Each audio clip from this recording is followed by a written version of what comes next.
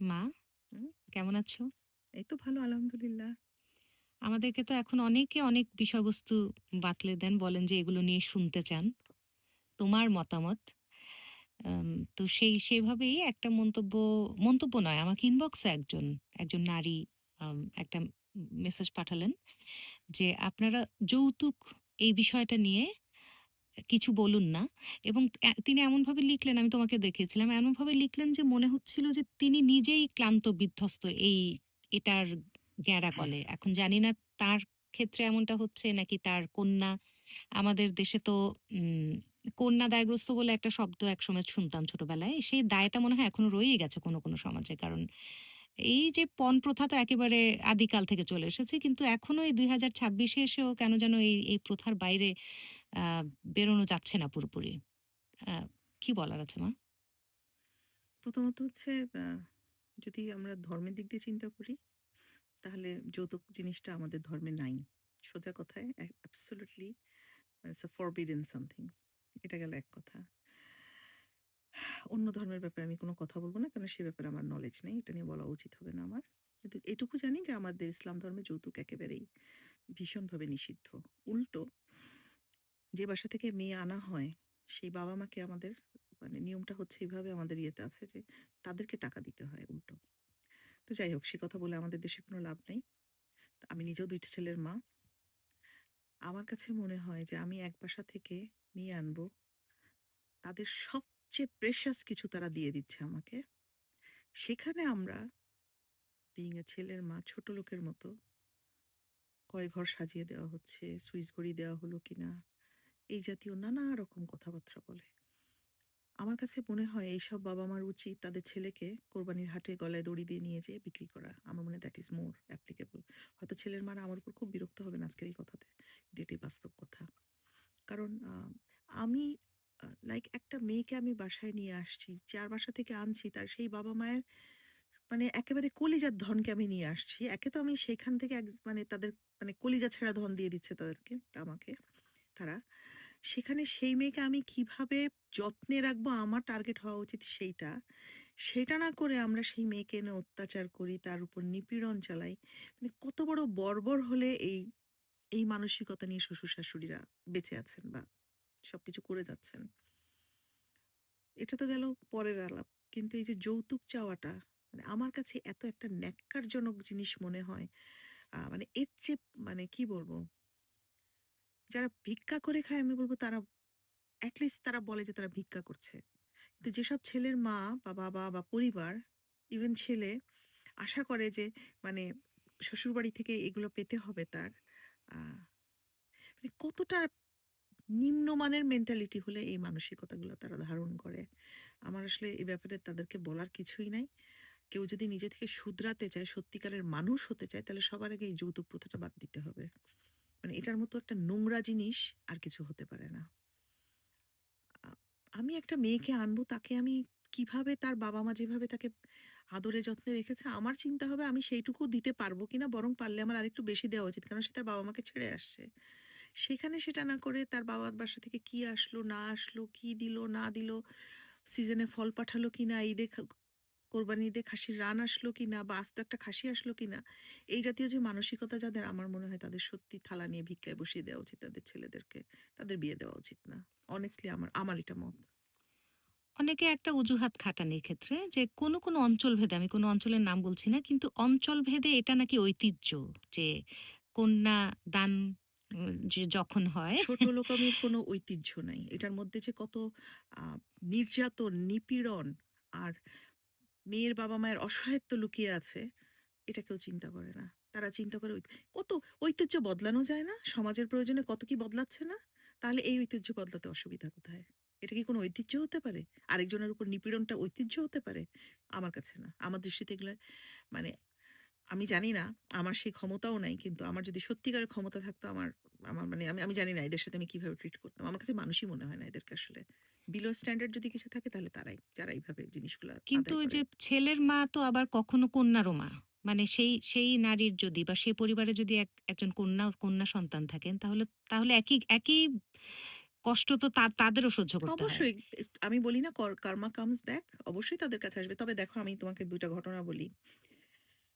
আমার বাসায় সুফিকে দেখেছো যে আমার হেল্পিং হ্যান্ড একজন টাইম টু টাইম এসে আমার অনেক রকম কাজ করে দিয়ে যায়। সে তো আমার সাথে পরিচয় তার প্রায় ২৫ বছর হতে চলল। ২৫ বছর না হলেও ২৩ বছর তো অবশ্যই। তো ওরও ২ ছেলে। আমি ওকে সবসময় বলেছি, "কোনো অবস্থায় ছেলের মানে শ্বশুরবাড়ি থেকে কোনো যৌতুক নিবে না। মানে মানে আমি যদি জানতে পারি আমি ভীষণ বিরক্ত হব তোমার উপর।" তুমি বিশ্বাস করো সে তার ছেলের বিয়ে দিয়েছে। একটা কিচ্ছু নেয় নাই। কিন্তু দেখো কার্মা কামস ব্যাক কেন বলি? ওর নাতির বিয়ে দিল।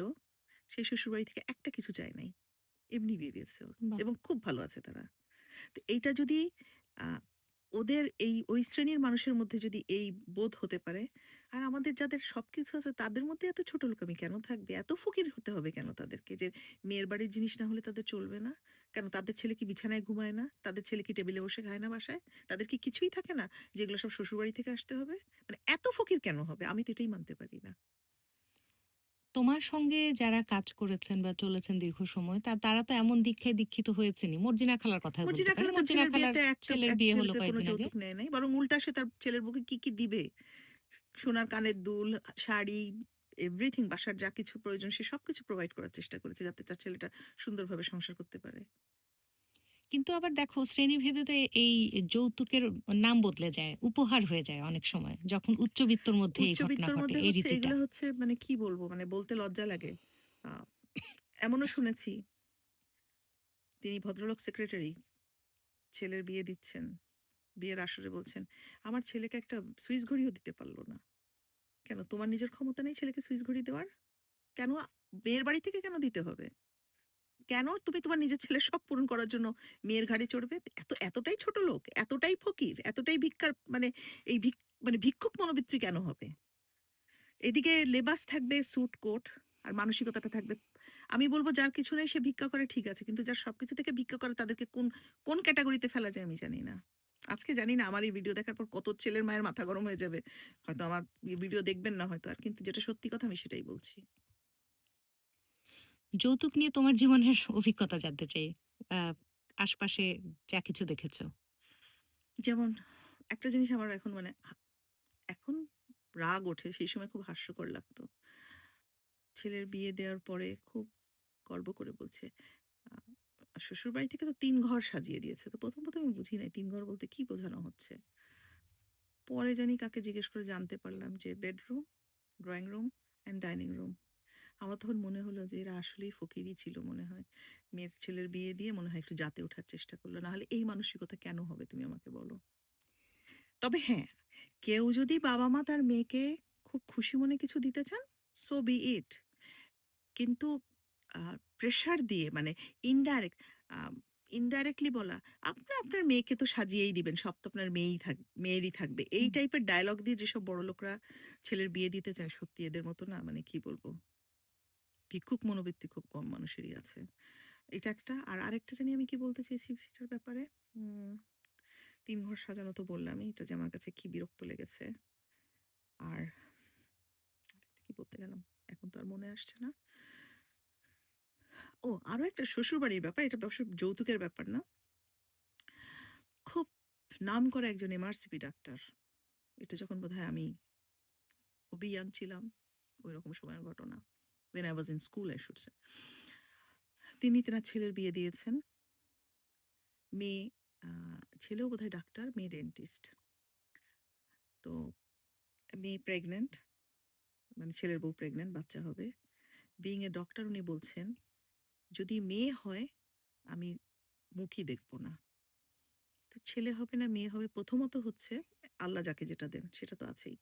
আর ছেলে হবে না মেয়ে হবে সেটা তো না ছেলের ইয়ের উপর মানে ডিপেন্ড করছে। ক্রোমোজোম। ক্রোমোজোমের উপর। সেখানে তো মেয়ের কোনো হাত নাই।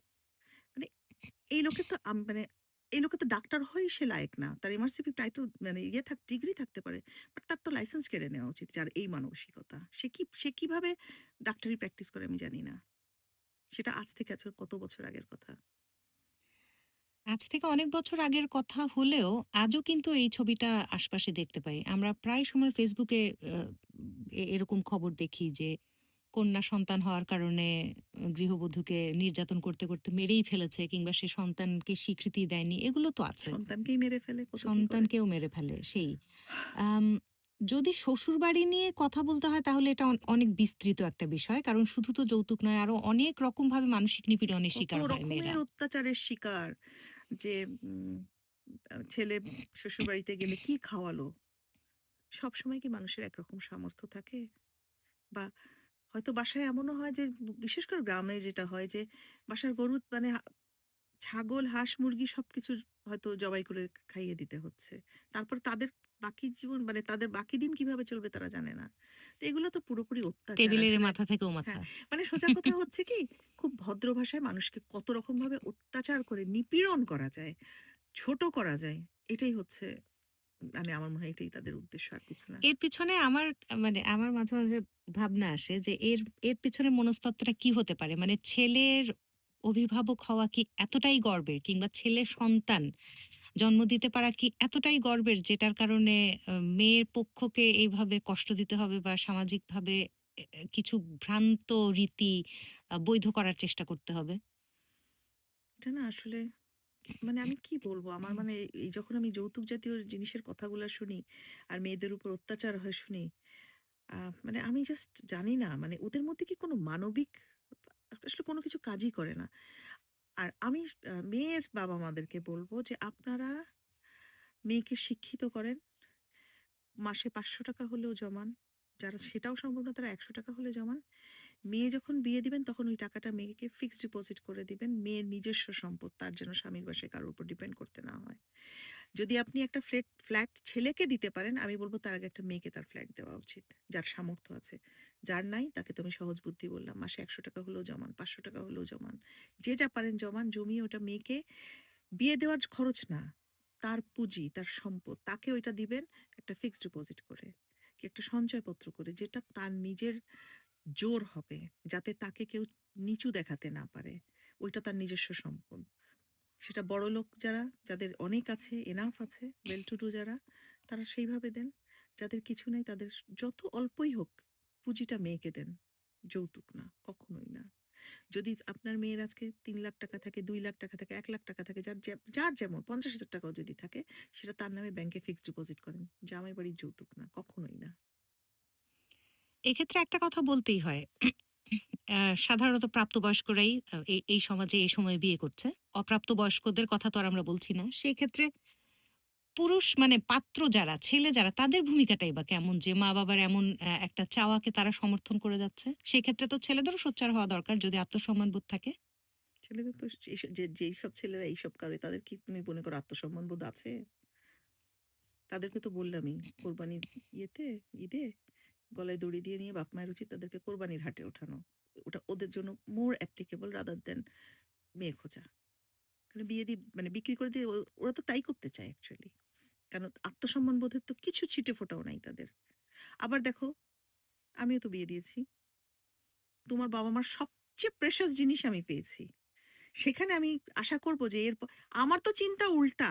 তোমাকে আমি কিভাবে ভালো রাখবো? তুমি তোমার বাবা-মার বাসায় যেভাবে প্যাম্পার্ড হয়েছিলে, আমি ততটুকু দিতে পারছি কিনা সেটা বরং আমার কনসার্ন। তুমি কি নিয়ে এসছো এটা তোমার কনসার্ন কখনোই হতে পারে না। কারণ তোমার নিয়ে আসার উপর তো কোনো কিচ্ছু ডিপেন্ড করছে না। আমি তোমাকে কতটুকু ভালো রাখবো আমার বিইং আ ছেলের মা আমার এইটা চিন্তা হওয়া উচিত। উল্টা চিন্তা আমাদের দেশের লোকজনের। আমি আমার জানি তা না কবে বদলাবে এই চিন্তাধারা। আমার তো উল্টা এখন এমন হয়েছে যে আমি শ্বশুরবাড়িতে থাকতে বেশি স্বাচ্ছন্দ্য বোধ করি। মানে একটা বিষয় মাঝে, মাঝে শায়রের সঙ্গেও আমার আমার মজা করে বলা হয় যে আমার যখন কাজ পড়ে, তখন কিন্তু কাজে যেতে আমি এই বাসা থেকে যত বেশি স্বাচ্ছন্দ্য বোধ করি, আমাদের বাসা থেকে যেতে মানে আমার আম্মার বাসা থেকে যেতে অতটা স্বাচ্ছন্দ্য বোধ করি না। কারণ আমি জানি যে এখানে থাকলে, এখানে সবার মধ্যে আমার কন্যাটি ভালো থাকছে। আমার ওখানে তো আব্বা-আম্মার বাসায় তো ওকে দেখার মানুষ কম। তাহলে কতটা স্বস্তিতে থাকলে একজন মেয়ে, একজন পুত্রবধূ কিংবা একজন নতুন সদস্য এরকম একটা মনোভাব তৈরি হতে পারে সেটা অবশ্যই আমি আশীর্বাদ পুষ্ট বলে সেটা হয়েছে। কিন্তু এই যে মাকে দেখে আপনারা এত অনুপ্রাণিত হন, বলেন, এত মন্তব্য করেন, আপনারা যদি একটু বদলাতে পারেন সেটাই তো আমাদের প্রাপ্তি, তাই না মা? এটাই তো। কতজন আমাদেরকে মেসেজ করেছে যে আমরা শিখছি, আমরা বদলাচ্ছি, আমরা চেষ্টা করছি। আমার তো প্রাপ্তি এইটাই। আমার তো আর কোনো কিছুর আশা নাই। যে মানুষের জীবন বদলাক। জানি না যৌতুক সংক্রান্ত আজকের আলাপচারিতায় আজকে আমার কথাগুলো অনেক হার্ড হয়েছে, মানে অনেক হয়তো অনেকের খুব গায়ে লাগতে পারে। কিন্তু আমি অনুরোধ করব যে আমি আসলে কি বুঝাতে চেয়েছি সেটা আপনারা একটু বোঝার চেষ্টা করেন। আপনিও যারা ছেলের মা তারাও একজন নারী।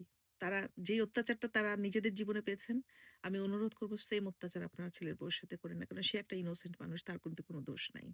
সে আপনার বাসায় আসে অনেক আশা নিয়ে, আ একটা স্বপ্ন নিয়ে আসে। আপনি তার সেই স্বপ্নটাকে ভেঙে চুরে নষ্ট করে দিয়েন না। এটাই আমার অনুরোধ। তুমি তো এই কথাটা সবসময় বলোই যে আমাকে শুরু থেকেও তুমি বলতে যে, "তুমি যা কিছু পাওনি তুমি নিশ্চিত করতে যাও আমি যেন করতে চাও যেন অবশ্যই আমি সবকিছু পাই।" সবকিছু এবং আমি যাতে কষ্ট পেয়েছি সেগুলো আমি মেক সিউর করেছি সেম কষ্ট যেন আমি তোমাকে কেন, আমি কাউকেই যেন ওই কষ্টগুলা না দেই। তাহলে এটাই তো কত বড় একটা সুন্দর শিক্ষা যারা শুনছেন বা দেখছেন তাদের জন্য যে আমরা বরং উল্টোটা ভাবি অনেক সময় প্রতিশোধ পরায়ণ হয়ে যাই যে না আমি তো কষ্ট করেছি আমি তো ভুক্তভোগী ছিলাম আমি তাহলে কষ্ট পেয়েছি সেই কষ্ট আমি আরেকজনকে কেন দিব? কেন আমি তো ওই কষ্টটা পার হয়ে এসেছি। আমি তো জানি ওটার কি পরিমাণ ভিতরে মানে একটা ভার বয়ে বেড়াতে হয় সারাক্ষণ। আমি সেই কষ্ট কেন আরেকজনকে দিব? প্রশ্নই ওঠে না। ভালো থেকো মা থ্যাংক ইউ।